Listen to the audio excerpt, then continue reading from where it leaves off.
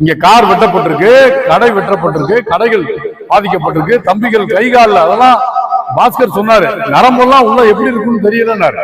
வெட்டிருக்காங்கல்ல, வெட்டப்பட்ட இடத்துல உள்ள நரம்புகள் எப்படி எந்த அளவுக்கு பாதிப்பு ஏற்படுத்திருக்கும். மீண்டும் அந்த கையும் காலம் பழைய நிலைமைக்கு அதே இயங்குகிற தன்மையில் வருமா? ஏன்னா நரம்புகள் பாதிக்கப்பட்டா அது பாதிப்பு ஏற்படுத்தும்ல. அப்போ அப்படிப்பட்ட இழப்பீடுகள் ஏற்பட்டால் அதற்கு முழுமையான இழப்பீடு மறுவாழ்வு என்று நமக்கு மிகப்பெரிய பணி. 4 பேர் சேர்ந்து நம்ம தெருக்குள்ள ரவுடித்தனம் பண்ணிட்டு போயிட்டாங்க. ஆனா நம்ம எல்லாருமா சேர்ந்து ஒரு 5 மாதம் 6 மாதம் தேவைப்பட்டால் 1 வருடம் கூட நாம் ஒருங்கிணைந்து இயங்கினால்தான் இந்த பாதிப்புக்கு முழுமையான ஒரு முடிவை நாம் ஏற்படுத்த முடியும். அந்த முறையில் நம்முடைய நெடூர் பகுதியை சார்ந்த மக்கள், பாலாகோவில் சேர்வை சார்ந்த மக்கள் இதிலிருந்து எதுவும் பின்வாங்க வேண்டிய அவசியம் இல்லை. பாதிப்புகள் வருகிற போது இதை விட பலம் கொண்டு எழுதணும். இப்போது இருக்கிற கல்வியை விட அதிகமான கல்வியை நாம் பெறணும். இப்போது இருக்கிற அரசு பணியை விட அதிகமான அரசு பணியை பெறுவது நம்முடைய முன்னேற்றம்.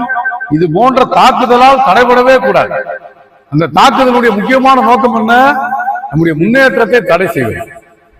இவங்க இப்படி ஆடம்பரமா செலவு பண்றாங்க, நல்ல நவீன ஆடைகளை உடுத்துறாங்க, இவருடைய முன்னேற்றத்தை தடை செய்ய வேண்டும் என்று நினைக்கிறாங்க. நான் உங்கள்கிட்ட கேட்டுக்கொள்வது, இந்த தாக்குதலுக்கு பிறகு நம்முடைய முன்னேற்றம் என்பது இதை விட பல மடங்கு முன்னேற்றமாக இந்த பகுதி மக்களுடைய வாழ்க்கையிலே முன்னேற்றங்கள் ஏற்படணும்.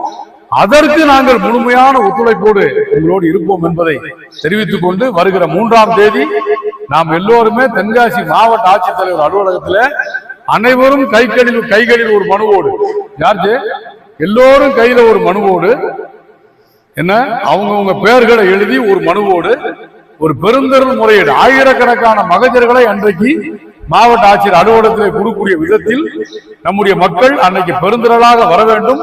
இது யாருக்கோ எதிரான போராட்டம் அல்ல, நமக்கான போராட்டம் கூட கிடையாது. நான் திருப்பி சொல்றேன், நம்முடைய எதிர்கால தலைமுறைகள், நம்முடைய பிள்ளைகளுக்கான போராட்டம் என்கிற முறையில் நீங்கள் அத்தனை பேரும் அணிதிரண்டு வர வேண்டும். இந்த நீதிக்கான போராட்டத்தில் நாங்கள் அனைவரும் உங்களோடு இணைந்து நிற்போம் என்பதை மீண்டும் உறுதியளித்துக் கொண்டு விடைபெறுகிறேன். நன்றி, வணக்கம்.